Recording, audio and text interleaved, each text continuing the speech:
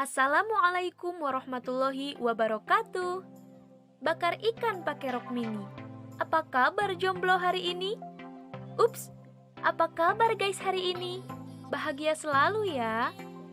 Di video kali ini, kami, mahasiswi Institut Agama Islam Negeri Syekh Nurjati Cirebon, Fakultas Syariah dan Ekonomi Islam, Program Studi Perbankan Syariah kelas A semester 4 dari kelompok 4 yang beranggotakan Rosita Amalia Asana dengan NIM 190820308 sebagai pemateri pertama. Selanjutnya, Neneng Nur Hasana dengan NIM 19082030115 sebagai pemateri kedua. Selanjutnya, Dini Dentamira dengan NIM 19082030111 sebagai pemateri ketiga. Dan yang terakhir, Sania Nur Khalifah dengan NIM 19082030110 sebagai pemateri keempat. Kami akan menyampaikan materi kinerja keuangan bank untuk memenuhi salah satu tugas mata kuliah Manajemen Treasury yang diampu oleh Miss Erin Rismaya, Magister Ekonomi. Nah, sebelum lanjut ke materi, don't forget to subscribe, like, comment, and share on your social media. Pacar sahabat bilang I love you. Simak yuk! Materi yang pertama yaitu kinerja keuangan bank dan kesehatan bank. Kinerja keuangan bank merupakan suatu gambaran kondisi keuangan bank pada suatu periode tertentu, baik mencakup aspek penghimpunan dana maupun penyaluran dananya. Penilaian terhadap kinerja bank dilakukan melalui analisis terhadap laporan keuangannya. Untuk menilai kinerja bank, ada 4 komponen atau kriteria pengukuran kinerja bank yang perlu dianalisis.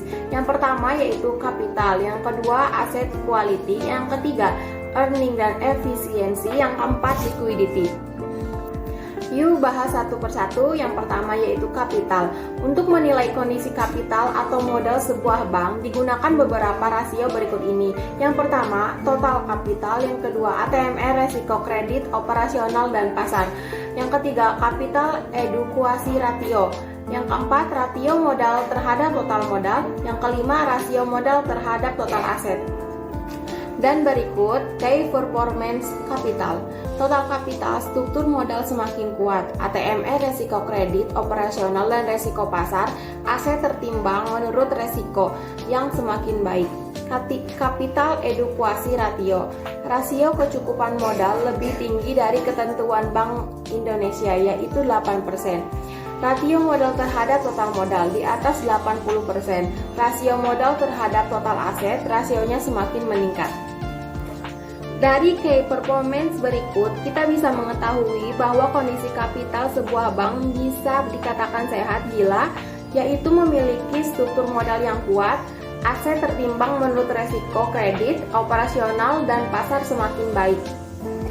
Rasio kecukupan modal menurut ketentuan BI adalah 8% dari ATMR. Untuk bank dengan profil resiko peringkat 1 9%, untuk bank dengan profil resiko peringkat 2 10%, untuk bank dengan profil resiko tingkat 3 dan 11% untuk bank dengan profil resiko tingkat 4 atau 5. Rasio modal inti terhadap total modal nilainya di atas 80%, serta rasio modal terhadap total aset semakin naik. Untuk yang kedua yaitu asset quality. Rasio-rasio analisis keuangan yang digunakan untuk menilai kualitas aset sebuah bank adalah sebagai berikut. Yang pertama total aset, yang kedua gross loans, yang ketiga rasio non-performing loans terhadap gross loans, yang keempat non-performing loans net, yang kelima rasio CKPN terhadap aset produktif, yang keenam rasio loan loss provisions terhadap gross loans, yang ketujuh pemenuhan PPA. Dan berikut ini key performance asset quality.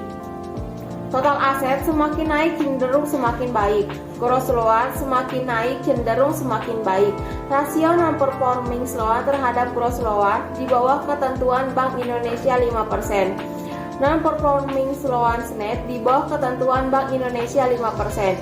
Rasio CKPN terhadap aset produksi semakin kecil cenderung semakin baik.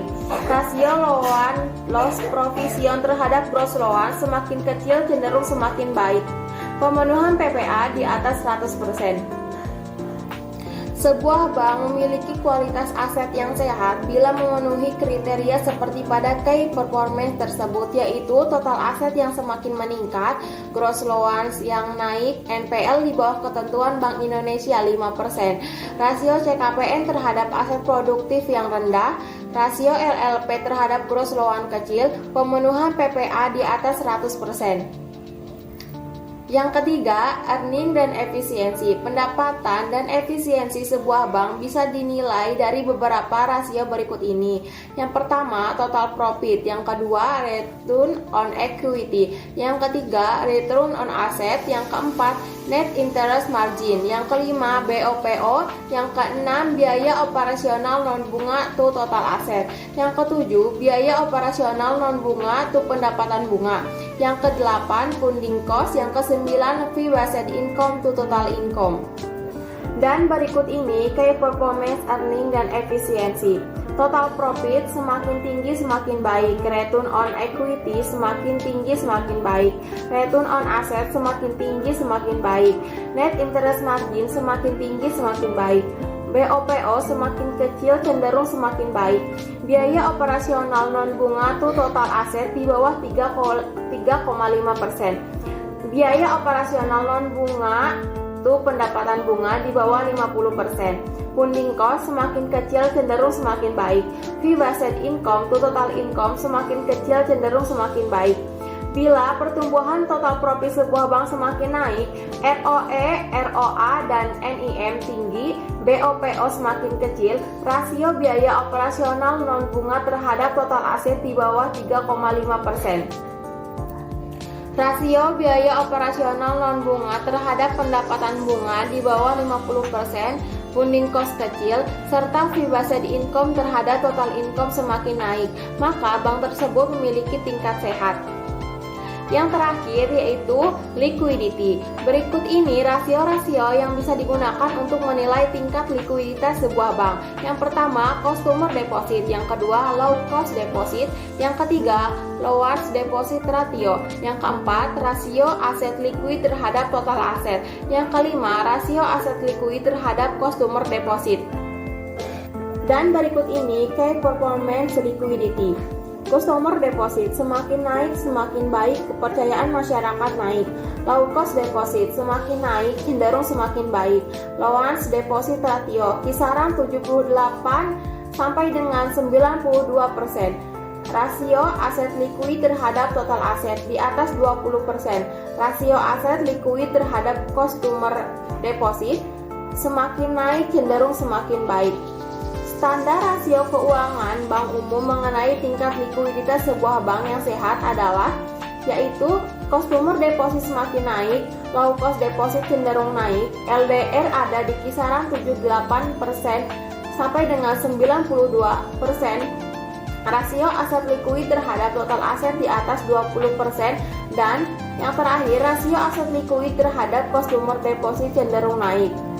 Bila rasio-rasio keuangan tersebut dipenuhi oleh sebuah bank, maka sebuah bank layak memperoleh predikat sebagai bank sehat. Materi yang selanjutnya yaitu tujuan laporan keuangan bank. Secara umum, tujuan laporan keuangan adalah menyediakan informasi yang menyangkut posisi keuangan, kinerja, serta perubahan posisi keuangan suatu perusahaan yang bermanfaat bagi sejumlah besar pemakai dan pemangku kepentingan atau stakeholders dalam membuat keputusan finansial. Adapun tujuan laporan keuangan bank secara khusus yaitu 1. Menyediakan laporan informasi keuangan yang bisa dipertanggungjawabkan tentang keuangan bank atau perusahaan, perolehan usaha perusahaan dalam jangka periode akuntansi tertentu. 2. Membantu pihak yang memiliki kepentingan untuk menilai atau menginterpretasikan kondisi potensi keuangan bank atau perusahaan disesuaikan dengan keperluan. 3. memberikan informasi tentang jenis dan jumlah aktiva atau harta yang dimiliki bank atau perusahaan pada saat ini. 4. Memberikan informasi tentang jenis dan jumlah kewajiban dan modal yang dimiliki bank atau perusahaan pada saat ini. 5. Memberikan informasi tentang jumlah biaya dan jenis biaya yang dikeluarkan bank atau perusahaan dalam suatu periode tertentu. Dan yang terakhir, memberikan informasi tentang kinerja manajemen bank atau perusahaan dalam suatu periode. Materi yang ketiga tentang jenis-jenis laporan keuangan. Jenis-jenis laporan keuangan terdiri dari 8 laporan keuangan. Yang pertama, laporan posisi keuangan. Laporan posisi keuangan disebut juga dengan neraca, adalah salah satu laporan keuangan yang dibuat oleh sebuah perusahaan untuk memberikan informasi tentang posisi aktiva, kewajiban, dan modal pada akhir periode. Yang kedua, laporan laba rugi. Laporan laba rugi adalah laporan keuangan yang berisi informasi tentang keuntungan atau kerugian yang diderita oleh perusahaan dalam satu periode tertentu. Yang ketiga, laporan perubahan ekuitas. Laporan perubahan ekuitas sama aja dengan laporan perubahan modal. Adalah salah satu jenis laporan keuangan dengan tujuan agar perusahaan dapat menggambarkan peningkatan maupun penurunan dari aktiva bersih dalam periode tertentu dengan prinsip pengukuran tertentu untuk dianut. Yang keempat, laporan arus kas. Laporan arus kas adalah laporan keuangan yang berisi informasi aliran masuk kas atau aliran keluar kas dari suatu perusahaan selama periode tertentu. Yang kedelapan, laporan sumber dan penggunaan dana zakat adalah laporan yang menunjukkan sumber dan penyaluran dana zakat kepada entitas pengelola zakat selama satu jangka waktu tertentu, serta saldo dana zakat yang belum disalurkan pada tanggal tertentu. Materi yang keempat tentang analisis rasio keuangan. Analisis rasio keuangan adalah suatu alat analisis yang digunakan oleh perusahaan untuk menilai kinerja keuangan berdasarkan data perbandingan masing-masing pos yang terdapat di laporan keuangan, seperti laporan neraca, laba rugi, dan arus kas dalam periode tertentu. Adapun fungsi analisis rasio sebagai berikut. Yang pertama, rasio likuiditas adalah rasio yang mengukur kemampuan likuiditas jangka pendek suatu perusahaan dengan melihat aktiva lancar perusahaan relatif terhadap utang lancarnya. Yang kedua, rasio perputaran persediaan adalah mengukur aktivitas atau likuiditas perusahaan dilihat dari ketersediaan barang. Yang ketiga, rasio aktivitas. Rasio aktivitas menunjukkan tingkat efektivitas penggunaan aktiva atau kekayaan perusahaan kepada Anda. Yang keempat, rasio profitabilitas dan rentabilitas merupakan rasio yang menunjukkan tingkat imbalan atau perolehan dibanding penjualan atau aktiva. Yang kelima, rasio investasi adalah rasio yang mengukur kemampuan perusahaan dalam memberikan kembalian atau imbalan kepada para pemberi dana, khususnya investor yang ada di pasar modal dalam jangka waktu tertentu. Tujuan adanya analisis rasio dalam perusahaan diantaranya yang pertama sebagai alat barometer untuk melakukan forecasting atau memproyeksikan posisi keuangan di masa yang akan datang. Yang kedua, mereview kondisi perusahaan saat ini, permasalahan dalam manajemen, operasional maupun keuangan. Yang ketiga, alat ukur untuk melakukan efisiensi di semua departemen perusahaan. Materi yang terakhir adalah tentang penilaian kesehatan BPR dan Bank Umum. Cara penelitian kesehatan bank pada Bank Umum dan Bank Perkreditan Rakyat BPR itu berbeda. Berikut adalah perbedaan cara penilaian kesehatan bank antara Bank Umum dan BPR berdasarkan peraturan dan surat edaran dari Bank Indonesia. Yang pertama, Bank Umum konvensional berdasarkan peraturan BI nomor 13/1/PBI/2011 dan surat edaran BI nomor 13/24/DPNP/2011 tentang penilaian kesehatan Bank Umum.